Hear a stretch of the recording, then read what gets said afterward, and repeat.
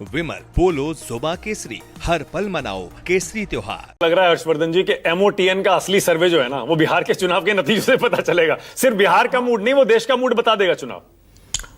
लगता है आपको? निश्चित तौर पर बता देगा। और चूंकि जितने लोग बात कर रहे हैं और शुरुआत यहां से हुई कि सर्वे है, तो विनोद जी ने तो गाना भी उसी लिहाज से बना दिया। तो ये बात ठीक है कि डेटा पर काम करने वालों की विश्वसनीयता और साख गिरी है। वो जो आंकड़े देते हैं उसको लेकर देश में प्रश्न चिन्ह बढ़ा हुआ है। एग्जिट पोल पर हुआ, ओपिनियन पोल पर हुआ, वैसे जो डेटा मास्टर पोलस्टर कहे जाते हैं, वो जो लिखते पढ़ते हैं, उस पर बड़े सवाल खड़े हुए। और क्या वो किसी से मोटिवेटेड होते हैं, इस पर भी सवाल खड़ा हुआ।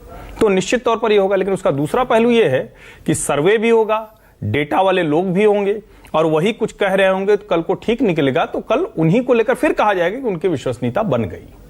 अब मूल बात बन गई नहीं, तो जिनका ठीक निकले, जिनका ठीक निकलेगा तो कहा जाएगा ना। ऐसे ही तो होता है। हमने कई बार देखा है कि एक एजेंसी, मतलब पिछले कुछ चुनाव को मुझे याद है कि एक एजेंसी अचानक एक पोल सही कर देती है तो उसको सब सर माथे बिठा लेते हैं, चैनल वाले भी उन्हीं को बुलाने लगते हैं, फिर भूल जाते हैं। तो ये सब होता है।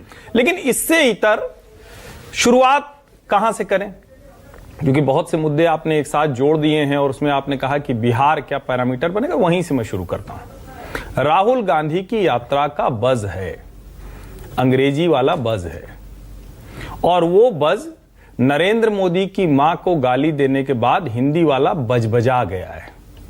फिर से दोहरा रहा हूं, अंग्रेजी वाले बज़ से हिंदी वाला बजबजा जाना, यानी जो गंदी नाली होती है, नाला होता है, कूड़ा होता है, वैसे गंधा गया है, बदबू करने लगा है। दुर्भाग्य ये कि नेता प्रतिपक्ष ने उसको जस्टिफाई करने के लिए एक पोस्ट कर दिया कि सत्य, अहिंसा और संविधान की रक्षा के लिए लड़ेंगे। अरे भैया, राहुल कांग्रेस का आदमी राहुल कांग्रेस के मंच से कर रहा है। ये स्थिति कहां तक गई है ये देखिए, उसके बाद क्या होगा ये जनता तय करेगी। कितना उसको समर्थन मिल रहा है, क्योंकि विनोद जी ने बहुत अच्छी बात कही कि पहले हम देखेंगे किस मुद्दे पर क्या हो रहा है, तो समर्थन कितना मिल रहा है। अब आप सब देख रहे हैं, जिस दिन तेजस्वी नहीं होते हैं, झंडा पकड़ने वाले राहुल जी की रैली में नहीं मिल रहे हैं।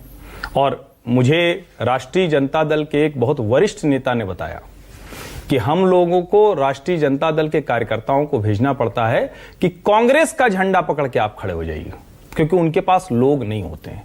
संगठन का इतना बुरा हाल है कि कांग्रेस के पास जिलों में कार्यकर्ता तक नहीं है। अब उससे आगे राहुल गांधी छवि निर्माण यात्रा है या ये वोट अधिकार यात्रा है, क्योंकि अब पूरी तरह से राष्ट्रीय जनता दल को लग रहा है, और तेजस्वी नहीं हटेंगे, क्योंकि हट कैसे सकते हैं, स्टेक पर सब कुछ उनका है। राहुल गांधी को क्या बनना है? राहुल गांधी तो नेता प्रतिपक्ष ही है। तेजस्वी ने कह दिया है प्रधानमंत्री भी बनेंगे, लेकिन राहुल ने नहीं कहा कि तेजस्वी मुख्यमंत्री बनेंगे। इससे जो गठजोड़ के अंदर है, ये वाला खांचा तो पक्का है। और जो लोग नीतीश कुमार को कह रहे हैं, मैं भी निजी तौर पर ही मानता हूं कि नीतीश कुमार को खुद ही छोड़ देना चाहिए था। मैं तो बहुत भयानक विरोधी हूं, उनका बड़ा समर्थक और बड़ा विरोधी दोनों हूं, क्योंकि एक समय तक जब सुशासन था तब समझ में आया, अब जब सत्ता से चिपक गए हैं। लेकिन जरा इसको आप समझिए, 14 में जब वो अलग हुए थे तो उनको लगता था मेरी ताकत है, वो लालू जी मिलकर पलट दिए। लेकिन उसके बाद अब जहां वो खड़े हैं, उनको पता है कि मोदी से बड़ा ब्रांड नहीं। लेकिन मैं भाजपा के अध्यक्ष नड्डा जी की एक बात बताता हूं, हम ही लोग बैठे हुए तो पूछा तो वही बात बता देता हूं। उन्होंने कहा कि नीतीश जी की पार्टी को इस बार पहले से ज्यादा सीटें मिलेंगी, और फिर दूसरी लाइन उन्होंने कहा कि हमारा गठजोड़ बना रहेगा। तो हमने कहा बस यही जवाब है। यानी भाजपा की मजबूरी अभी भी नीतीश कुमार हैं। अब खांचे आप देखिए, तो जातीय समीकरण पर बात करेंगे ना, सर्वे वगैरह तो होता रहेगा। बिहार देश का अकेला ऐसा राज्य है जहां सोशल इक्वेशन आसानी से नहीं बदलते हैं। यूपी और बिहार का फर्क पहले समझ लीजिए। यूपी में क्या है, बदलता है। मायावती को एकदम दे दिया, बम बम, कहां पहुंच गई वो 2007 में, 12 में अखिलेश यादव को दे दिया, 17 में गायब कर दिया एकदम से भारतीय जनता। यहां सोशल इक्वेशन चेंज होता है, यानी किसी एक नेता के साथ बहुत छोटा हो। वहां क्या है, सब फिट है मामला। नीतीश जी के ये वोटर हैं, भाजपा के ये वोटर हैं, तेजस्वी के ये वोटर हैं, जो लालू जी के वोटर हैं, इनके 2020 और 25 में एक और फर्क है। 2020 में इधर चिराग स्पॉइलर थे, एक चीज थी, यानी एनडीए पूरी तरह से पक्का नहीं था, बहुत मारामारी थी। दूसरा क्या था कि लालू जी की छवि से तेजस्वी निकल चुके थे। नौजवान सचमुच देख रहा था कि तेजस्वी कुछ करेंगे। पिछले कुछ समय में तेजस्वी क्या हुआ, आप तेजस्वी के बयान देख लीजिए, वक्फ की लड़ाई देख लीजिए, मदरसे में जाके बैठना देख लीजिए। तो तेजस्वी भी बहुत आक्रामक भी है, डेस्परेट है। उनको लग रहा है अगर इस बार गड़बड़ा गया। कांग्रेस की रणनीति लगती है कि कोई दिक्कत नहीं, हमारी सरकार तो आ नहीं रही, अगर नहीं आएगी, ये आएंगे तो इनके खिलाफ एंटी इनकम्बेंसी आगे 25 साल की हो जाएगी। तेजस्वी आ गए तो कांग्रेस बिहार में अगले 2-3 दशक तक बिल्कुल नहीं आने वाली है। ये कांग्रेस के नेताओं की रणनीति मैं बता रहा हूं, वरना मिशन 90 वो नहीं कहते। ओवरऑल अगर आप इक्वेशन कहें, बिल्कुल मैं सहमत हूं, बिहार तय करेगा मूड ऑफ द नेशन क्या है। और मैं ये पक्के तौर पर देख पा रहा हूं, बहुत कठिन चुनाव है, ये आसान नहीं है। सर्वे में जो नंबर आ रहे हो, मैं ये मानता हूं कि भाजपा और तेजस्वी, और मैं पहले भी कहता रहा हूं, फिर कह रहा हूं, ये पूरा चुनाव तेजस्वी के इर्द गिर्द है। राहुल गांधी ने एक तरह से खलमंडल कर दिया। हम लोग कहते हैं ना कि न खेलब न खेले देव, खेल बिगाड़ देव। राहुल गांधी ने तेजस्वी का खेल बिगाड़ा है। स्वास्थ्य, रोजगार, शिक्षा, anti incumbency, Nitish Kumar, law and order सब गायब हो गया। ये इसी राहुल गांधी छवि निर्माण यात्रा के चक्कर में। राहुल जी की छवि तो बन गई, प्रियंका जी का वो क्या शब्द था, एंटरटेनमेंट, वो तो हो गया।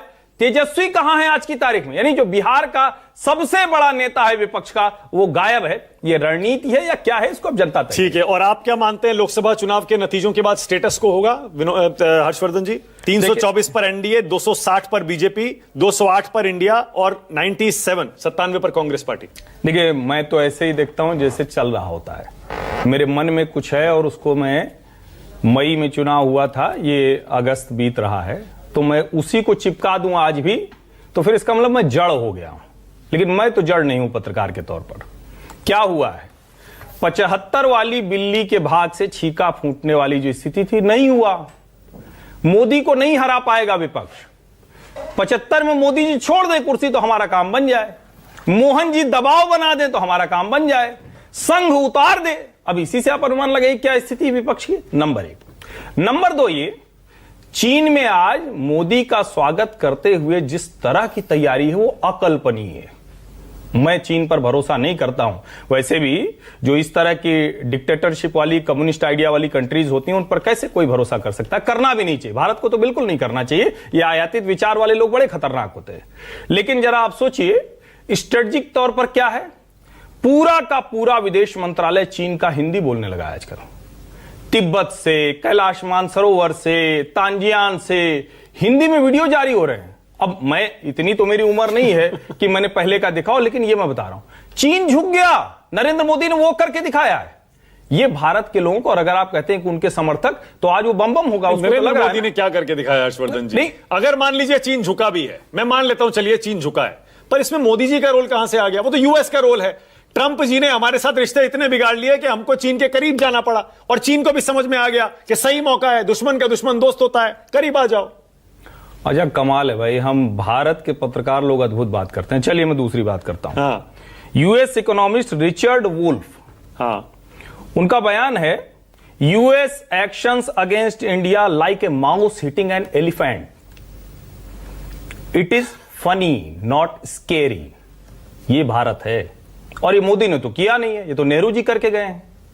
कहीं तो जाके हम लोग लॉजिक पे आएंगे, वो अलग बात है। चीन के साथ हमारे संबंध अगर खराब हुए तो हम कहते हैं मोदी की पॉलिसी गड़बड़ है। चीन के साथ अगर हमारे संबंध बेहतर हो रहे हैं, चीन कह रहा है कि हमको किसी भी स्थिति में ठीक करना, ग्लोबल टाइम्स कह रहा है कि ये टाइम है टू टैंगो का, ये एलिफेंट और ड्रैगन। भैया, ये ऐसे ही रणनीति चलती है क्या? आप दूसरी तरह से काम करते हैं क्या? और ट्रंप के साथ हम जब जा रहे हैं, ट्रंप से हमारे रिश्ते जो खराब हुए हैं, तो ट्रंप की इकोनॉमी को समझने वाले लोग, ट्रंप के कोर्ट का ऑर्डर छोड़ दीजिए, उसने कहा कि गड़बड़ है, टैरिफ कहां तक ले जाओगे भाई?